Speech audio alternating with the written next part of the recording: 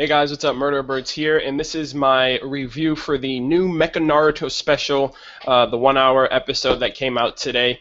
And it was somewhat interesting. I mean, I understand the concept. I like the idea of Mecha Naruto. His showcasing was pretty cool, though he does seem very broken from the anime, as well as the video game, if any of you have played the demo. And that's one of the things that the game had, the series was portraying this episode, was this was essentially a marketing strategy, promotional strategy for Mecha Naruto to be showcased to push the upcoming Naruto Storm Revolution game that comes out next week. Now, from this, from the two-part episode, that's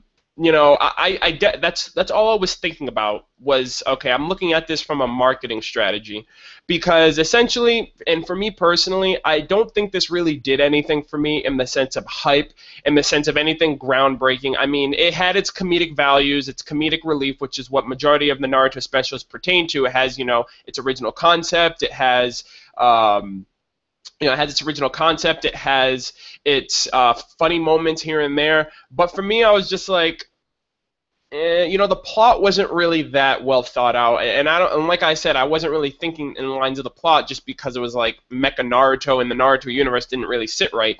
But getting back to the whole marketing strategy, I think in a sense that there's more than one way to elude of the marketing strategy, in particular with anything Naruto, especially for this week. For example, the Naruto manga, which if any of you guys don't read the manga, I'm not going to spoil anything. But this past week's manga chapter was titled Revolution. Now I think that alluded to the upcoming game for the Naruto Storm game is called Naruto Storm Revolution. Another idea is the sense that next week we don't have a Naruto manga chapter, and that could be for two reasons. Number one, the fact that that extra week is needed to make the upcoming week's returning chapter just God status and perfect, because that's what I'm expecting of it. And two, maybe it's under the strategy of, hey, you don't get a Naruto manga chapter, but hey, new Naruto game's out for anybody who's a fan of the series who plans on picking it up. You'll have that week of Naruto to hold you down to wait for the next week's chapter. So in a sense, I really like the strategy. I don't know if Kishimoto and Matsuyama, which Matsuyama is, Hiroshi Matsuyama is the CEO of CyberConnect 2, which is the developers who work on the Naruto Storm series. I don't know if they were collaborating or if they were planning this type of schedule of, okay, your manga is going to come out on this day. There's not going to be a manga the following week, so we can push our game with the former week's Naruto special. So in terms of the strategy, in terms of the marketing strategy and the promotion for Mecha Naruto in the game, I think that was really clever.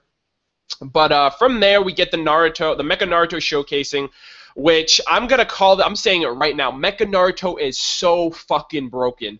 All right, and he was expressed perfectly in this episode. Why? Because I played the Naruto Storm Revolution demo that came out like a month or so ago, and they portrayed him perfectly. Like, I played my first match that I went into, I went up against a Mecha Naruto player and I got blitzed. And that's literally what happened in this episode. Everybody, Neji, Choji, Shikamaru, Kiba, Kakashi, everyone just got blitzed by Mecha Naruto, and that's literally a perfect portrayal of his character in the game. Is he broken? In my opinion, yes. Is he, but they still did a great job of showcasing the Mecha Naruto in this episode. Like, he's got bullets, he's got missiles, he can change his form, he's got crazy mobility, he's got those crazy-ass chainsaw body limbs coming out, he can go tailed mode. And the craziest thing was how he pulled his hair parts, and they had, like, lightsabers inside, like, on some Mace Windu type of shit. But I thought that was pretty cool. They showcased him in a really creative and funny way of, him wanting to take out Naruto and become like the host of the Nine Tails. Like, the plot was interesting in a sense. One thing that was a big letdown for me, but I understand on the point of showcasing it, was the Mecha Kyuubi, the Mecha Nine Tails, because in the game that is Mecha Naruto's ultimate form. He has his normal form, and then his sub form is the tailed form of the tailed form that you saw in the episode, and then his ultimate form is the Mecha Kyuubi, the Mecha Nine Tails. So I mean, in a sense, it was kind of underwhelming because the Mecha Naruto just blitzed it. I mean, granted, he used all the Nine Tails power he had, but in the sense, it was like, okay, I was expecting a little bit more rampage, a little bit more destruction from the Mecha Naruto. But hey, like I said, at the end of the day, I was looking at it from a marketing standpoint, which on the marketing side, on the promotional side, it did a great job. For the episode itself, because obviously this is a review and I do need to bring these up, the plot was very lacking, in my opinion. The beginning of it was kind of, I don't know if any of you guys resonated with you, but the beginning part reminded me of like of Frankenstein, like the lightning bolt coming down and striking the creation, bringing it to life, the creation running rampant out of control, turns on its creator and all that stuff. I just thought that reminded me of like a Frankenstein. And then like the laser beams coming out, I was like, okay, so now he's Superman on top of that. So the beginning part, like I said, it had its own creative flow, its own creative premise on how it started out. You know, the Akatsuki, Orochimaru disbanded from the Akatsuki. He wanted revenge. He sicked Mecha Naruto on, you know, Naruto, and then that went to fruition. And then you basically know, you guys watched it.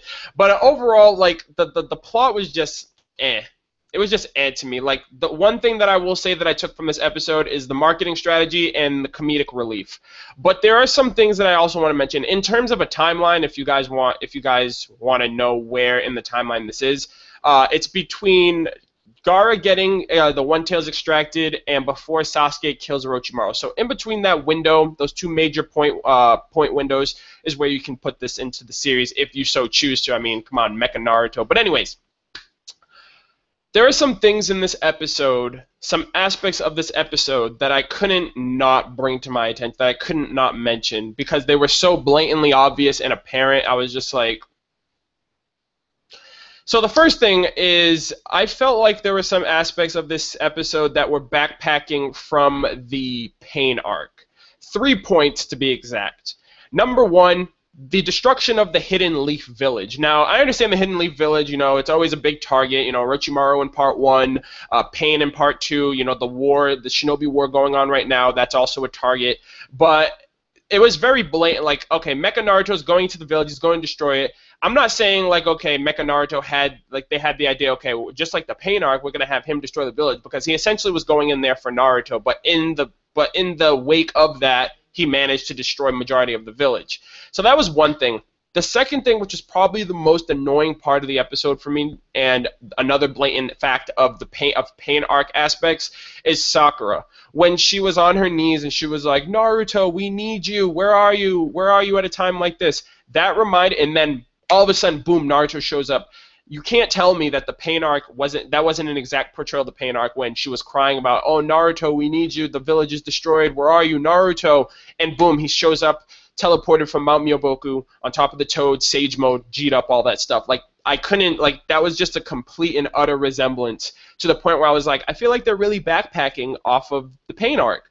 And then on top of that, at the very end, when, you know, everyone's safe and all that stuff, the crowd coming in and cheering on for Naruto and tossing him up in the air, like, this couldn't have been, like, just the sense of, like, that is literally Pain arc. Like, they did that exact same thing. They praised Naruto, hip hip hooray, threw him in the air and all that stuff. I don't know if I'm nitpicking right now, but in the sense of, for these specials, I was looking for something more original, something more its own take. You know what I mean? Like, granted, it's a promotional strategy and all that stuff, but and as far as a plot goes, it was very lackluster in my opinion. It was still pretty boss, you know, like I said, Mecha Naruto's a boss, the QB was pretty cool, but as far as the plot goes, I would definitely put other fillers above this one. So those are some things that I noticed, and another concept, it was like, the whole flower thing, like, Naruto was like, he gave the flower to Sakura, he was like, I give this flower to you, and I choose to protect whoever holds this flower and keeps it safe, and then when he finished off the Nine Tails, Sakura comes up to him. She's like, I kept your promise. I kept the flowers. I'm like, that was like 5 seconds ago. If anything, you should have. I don't know. Just things like that. I don't know. But the good parts of the episode are the moments that I found very enjoyable were the comedic relief, the funny moments of the series. Everyone just getting blitzed by Mecha Naruto was so funny, and then it had its own, like, oh, Kiba is out of commission, Choji is swimming upstream, and then it showed him, like, upstream. My two favorite ones were Choji's and Shikamaru's, because Shikamaru used the strangle jutsu, and then Naruto popped his head off and then placed it back on. I just thought that entire thing was funny between them two, especially Choji when he was like, I was like, what's he doing? And then it was like, Choji's heading upstream, and he was just like going up. I thought that shit was so funny. We got to see returning characters who are in the current part of the episode dead. We got to see Neji, we got to see Jiraiya, and we got to see Itachi. Props to Itachi, by the way. He's a fucking genius. He's like the savior of the freaking Shinobi world again in this episode. He essentially is the reason why Mecha Naruto came to and decided to help Naruto and protect the village. You know, it never fails to never fails to surprise me, Itachi, and just everything that he does. Jiraiya, I've missed Jiraiya for so long. The great pervy Toad Sage. He came in with his comedic relief, like with Orochimaru, who's like doing all that crazy shit, and I was like, oh my god, Jiraiya's back. But Neji was probably my favorite part because I'm being a little biased here. Neji is my favorite character of the series, and everybody else was getting fodderized in a sense of a comedic sense, but when it came to Neji, I feel like Mecha Naruto got a little serious, like as a challenge, because he couldn't get past the rotations. And I thought it was just so sick how he managed to surpass the speed of the rotation to make an opening and attack Neji, in the sense of Neji's just that much of a boss to where Mecha Naruto had to get a little bit serious.